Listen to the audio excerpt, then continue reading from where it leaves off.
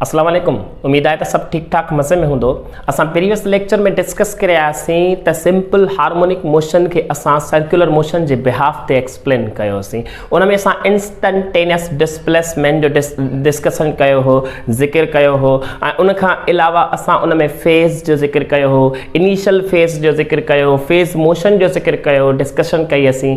ऐं उन खां अलावा असां फेज़ के टाइम पीरियड ऐं एंगल जे बिहाफ ते कीअं एक्सप्लेन कबो आहे इहो बि असां डिस्कस कयोसीं। हाणे असां यानी कि इहो डिस्कस करे था वठूं त इंस्टंटेनियस एक्सीलरेशन खपे on the basis of projection जेको असां वठंदासीं। हाणे असां डिस्कस करे था वठूं on the basis of instantaneous acceleration जो फार्मूलो, मैग्नीट्यूड या डेरिवेशन या एक्सप्रेशंस खे प्रोजेक्शन जे बिहाफ ते। त हाणे असांखे ख़बर आहे त ही असांजो जेकॾहिं असां ही ठाहियूं यानी कि फेज़र डायग्राम जे बुनियाद ते सर्कुलर पाथ, ठीक है। हाँ ही थी असांजो सर्कुलर पाथ ठही वियो। हाणे असां सभिनी खे ख़बर आहे त सर्कुलर बेसिस ते, सर्कुलर मोशन जे बेसिस ते असांखे छा खे एक्सप्लेन करिणो आहे, सिंपल हार्मोनिक मोशन के। त हाणे हिते असांखे ख़बर आहे this the diameter of the circle, ठीक आहे। हीअ असां यानी कि ही वाइब्रेटरी मोशन जे बिहाफ ते असां प्रोजेक्शन हितां वठंदासीं क्यू, ठीक आहे। क्यू जे बुनियाद ते ही जेको एक्स थियो, डिस्प्लेसमेंट थियो, वेलासिटी थी, एक्सीलरेशन थी, वाइब्रेटरी मोशन जे बुनियाद ते, ओसिलेशन जे बुनियाद ते, टू एंड फ्रो जे बुनियाद ते असांखे इहो कॉन्सेप्ट वठणो आहे प्रोजेक्शन जे यानी कि बेसिस ते। हाणे असांखे ख़बर आहे त ही असांजी मीन पोजीशन आहे ऐं ही असांजी एक्सट्रीम पोजीशन पॉजिटिव तरफ़ आहे ऐं ही असांजी एक्सट्रीम पोजीशन नेगेटिव तरफ़ आहे, ठीकु आहे। हाणे एक्सट्रीम पोजीशन ताईं माना हीअ जेकी बाउंड्री आहे या छा खे एक्सप्लेन कंदी, एक्सट्रीम पोजीशन के। जेकॾहिं पार्टिकल सपोज हिन पी पॉइंट ताईं वियो आहे, ठीकु आहे। पार्टिकल को ऑब्जेक्ट बॉडी छा यानी कि केस ताईं वियो आहे, पी पार्टिकल ताईं, पी पॉइंट ताईं, ठीक है। पी पॉइंट ताईं वियो आहे इहो पार्टिकल ऑब्जेक्ट या जेको आहे प्रोजेक्टाइल या ईअं खणी चऊं ऑसिलेटर, ठीक आहे। हाणे असांखे ख़बर आहे त इन जी जेको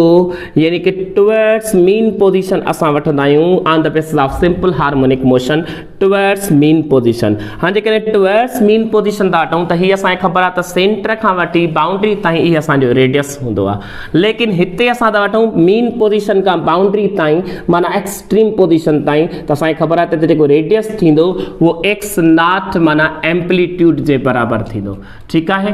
एम्पलीट्यूड जे बराबरि थींदो। ज़हन में रखे छॾिजो त रेडियस बराबरि छा जे, एम्पलीट्यूड जे। छो जो मीन पोजीशन खां एक्सट्रीम पोजीशन ताईं मैक्सिमम वाइब्रेटिंग डिस्प्लेसमेंट थींदो आहे, दैट इज कॉल्ड एम्पलीट्यूड, ठीकु आहे। त हिते असांजो जेको रेडियस आहे उहो छा थी वियो, उहो असांजो एक्स नॉट जे बराबरि थी वियो, ठीकु आहे। X naught, what is x naught, amplitude आहे, ठीकु आहे। माना maximum displacement by the vibrating particle या बॉडी, ठीकु आहे। हाणे इन सेंस में असांखे ही असां एक्स कंसिडर कयो होसीं।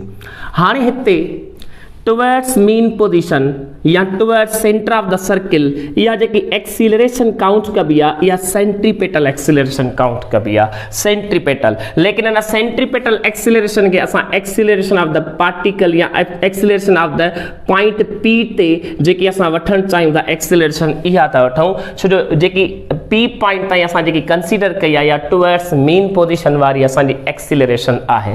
लेकिन हिते असांखे ख़बर आहे त ही जेको यानी कि लाइन ड्रा थियल आहे टुवर्ड्स मीन पोजीशन, ही वाइब्रेटरी मोशन जे बिहाफ ते या इन डायरेक्शन में ना है, माना डायमीटर जे पैरेलल हीअ लाइन ना है। इन करे असां हिन एक्सीलरेशन के छा कंदासीं, यानी कि रिज़ॉल्व कंदासीं ॿिनि कंपोनेंट्स में। त हिन एक्सीलरेशन के रिज़ॉल्व छो था करणु चाहियूं, छो जो असांखे एक्सीलरेशन खपे हिन लाइन में, डायमीटर में। छो जो प्रोजेक्शन जी खपे, छो खपे, छो जो सिंपल हार्मोनिक मोशन के असांखे एक्सप्लेन करिणो आहे on the basis of vibratory motion जे बुनियाद ते, सर्कुलर मोशन जे हवाले सां, ठीकु आहे। त हाणे हिन एक्सीलरेशन खे असां रिज़ॉल्व था कयूं हिकिड़ो कंपोनेंट असांजो पैरेलल टू द पैरेलल, जेकॾहिं एंटी क्लॉकवाइज डायरेक्शन में आहे त ही पैरेलल टू द छा थींदो, पैरेलल टू द प्रोजेक्शन, ऐं ही थींदो परपेंडिकुलर टू द प्रोजेक्शन, ठीकु आहे। Perpendicular to the projection, this is acceleration perpendicular वारी ऐं हीअ एक्सीलरेशन असांजी पैरेलल वारी आहे। हाणे असांखे ख़बर आहे त पैरेलल वारी असां एक्स एक्सिस जे बुनियाद ते वठंदा आहियूं, त पैरेलल वारी असांखे यानी कि मालूम करणी आहे। त हिते तव्हांखे ख़बर हुअणु घुरिजे त एक्सीलरेशन ऑफ द छा जी खपे, पार्टिकल जी खपे। लेकिन पैरेलल वारी असां वठंदासीं पी पॉइंट जे बुनियाद ते, त ए पी कास थीटा वञी थींदी बिकॉज एक्स एक्सिस जे बुनियाद ते असां पैरेलल जेका वठंदा आहियूं उहा कास थीटा जे बुनियाद ते कंपोनेंट वठंदा आहियूं ठीकु आहे हाणे ए पी कास थीटा थी वियो हाणे वाट इज़ ए पी असांखे इहा एक्सीलरेशन ए पी वारी असांखे खपे हाणे असांखे ए पी माना इहा सेंट्रीपिटल एक्सीलरेशन खपे त पोइ सेंट्रीपिटल एक्सीलरेशन बराबरि हूंदी आहे वी स्क्वायर अपॉन आर जॾहिं त ए सी खे असां ए पी माना उन पॉइंट ते जेकी असांजी उन पार्टिकल जी जेकी एक्सीलरेशन आहे टुवर्ड्स मीन पोजीशन उहा खपे त पोइ हिते A P is equal to what हाणे वी असांखे ख़बर आहे त टेंजेंशियल वेलासिटी हूंदी आहे दैट इज़ कॉल्ड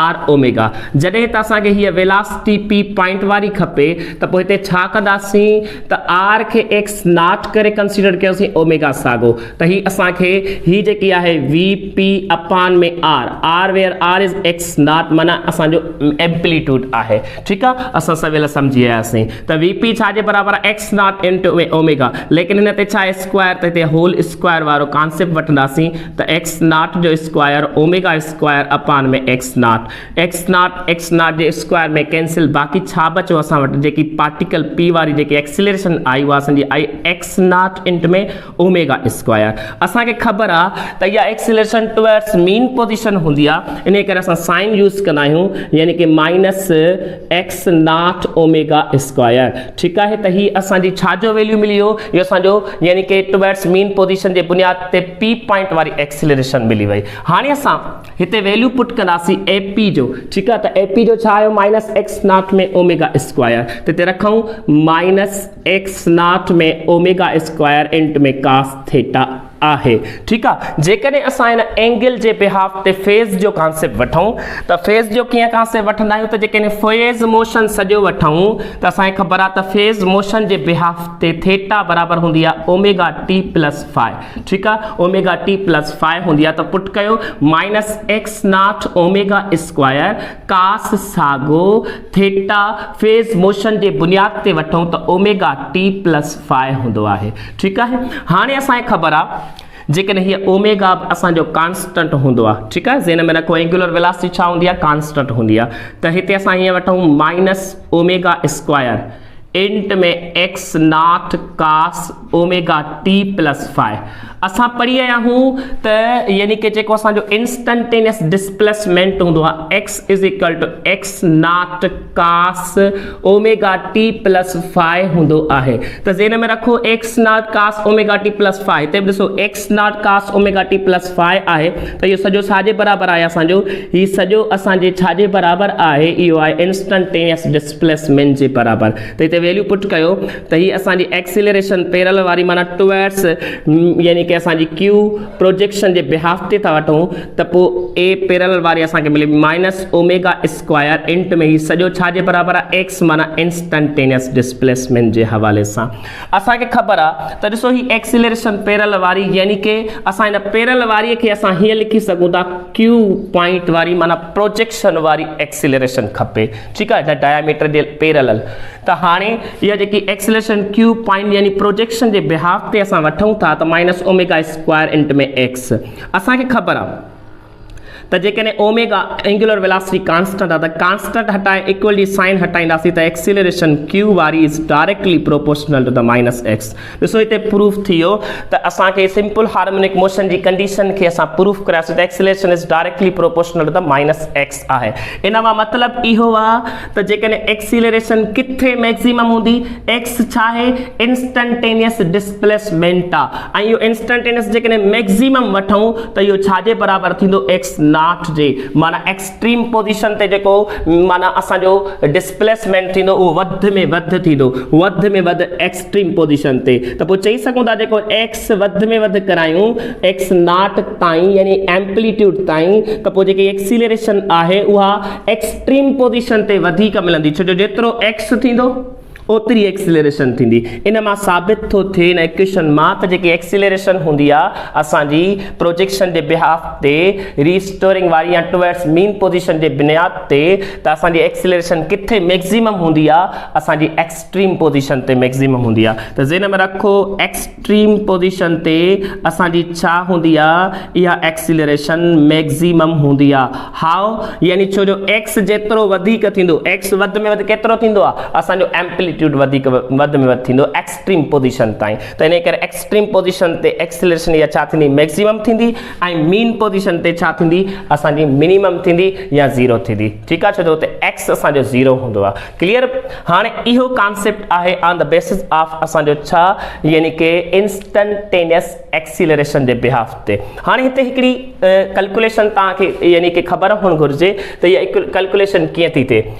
हाँ असां प्रीवियस लेक्चर में पढ़ी आया हूँ मास स्प्रिंग सिस्टम के बुनियाद पे मास स्प्रिंग में जो सिंपल हार्मोनिक मोशन जो कॉन्सेप्ट पढ़ियोसीं उन में जो एक्सीलरेशन पढ़ी असां पढ़ी माइनस के अपान में एम इंट में एक्स। यो तव्हांखे याद होंदो त हीअ असां एक्सीलरेशन पढ़ी मास स्प्रिंग के बुनियाद पे यानी कि माइनस के अपान में एम इंट में एक्स। हींअर जेका एक्सीलरेशन असां प्रूफ कईसीं acceleration minus omega square into में एक्स पढ़ीसीं। ठीक है, हाँ हिते असां इहो कॉन्सेप्ट था वठूं त हिननि ॿिन्ही खे कंपेयर था कयूं। कंपेयर कयूं त कंपेयर करण वक़्तु असांजो छा थींदो के एक्स अपान में M minus is equal to what minus omega square into में एक्स। एक्स एक्स में कैंसिल माइनस माइनस में कैंसिल त हाणे असांजो छा थींदो बाकी बचंदो K upon M is equal to the omega square. Omega जो वैल्यू असां जेकॾहिं फाइंड कयूं स्क्वायर ख़त्म करणु चाहींदो बोथ साइड रेडिकल साइन ॾींदा आहियूं त हीउ थींदो के अपान में एम अंडर रूट में ओमेगा। त ॾिसो ओमेगा जो वैल्यू असांखे मिली वियो on the basis of spring constant and mass. ठीकु आहे, त ओमेगा जो value on the basis of spring constant and मास। छो जो ओमेगा जा वैल्यू ॿिया बि असां टाइम पीरियड जे फ्रीक्वेंसी जे बिहाफ ते वठंदा आहियूं। ठीकु आहे, त बिहाफ ते वठंदा आहियूं उहा तव्हांखे ख़बर हुअणु घुरिजे। ओमेगा छा हूंदो आहे एंगुलर डिस्प्लेसमेंट अपॉन टाइम हूंदो आहे। जेकॾहिं असां पूरे सर्किल जी असां एंगुलर डिस्प्लेसमेंट यानी एंगल काउंट कयूं त उहा 2 पाए हूंदी आहे ऐं टाइम पीरियड पूरे चक्कर खे काटण में लॻंदो आहे that is called T capital this is called omega. ठीकु आहे, हाणे असांखे ख़बर आहे त जेकॾहिं 1/t वठूं त उहा फ्रीक्वेंसी जे बराबरि हूंदी आहे। ठीकु आहे, हाणे जेकॾहिं हिते मां हिनखे हीअं रखां 2 पाए इंट में 1/t। ठीकु आहे, त हाणे ॾिसो ओमेगा जो वैल्यू असांखे मिली थो वञे 2 पाए 1/t छा जे बराबरि फ्रीक्वेंसी जे। त हीअ ॾिसो ओमेगा जा वैल्यूज़ अथव। ओमेगा जो value on the basis of frequency and पूरे सर्किल जेका एंगल वठंदा आहियूं। ओमेगा जो value on the basis of time period and omega जो value on the basis of spring constant and mass. ठीकु आहे, ही शयूं आहिनि प्रैक्टिस सां। जेसि ताईं प्रैक्टिस न कंदो तेसि ताईं तव्हांजे ज़हन नशीन न थींदी। ठीकु आहे, त हाणे इन्हनि ते प्रैक्टिस कयो ऐं बाक़ाइदे यानी कि स्टडी के हवाले सां इन्हनि खे टाइम ॾियो ऐं बार बार प्रैक्टिस करण सां ई तव्हांजे ज़हन नशीन थींदो। ठीकु आहे, त नोट करे वठो, स्क्रीन शॉट करे वठो। हाणे इंशाअल्लाह अॻियां असां इंस्टंटेनियस वेलोसिटी जे हवाले सां डिस्कस कंदासीं। तेसि ताईं अल्लाह भाई, थैंक यू।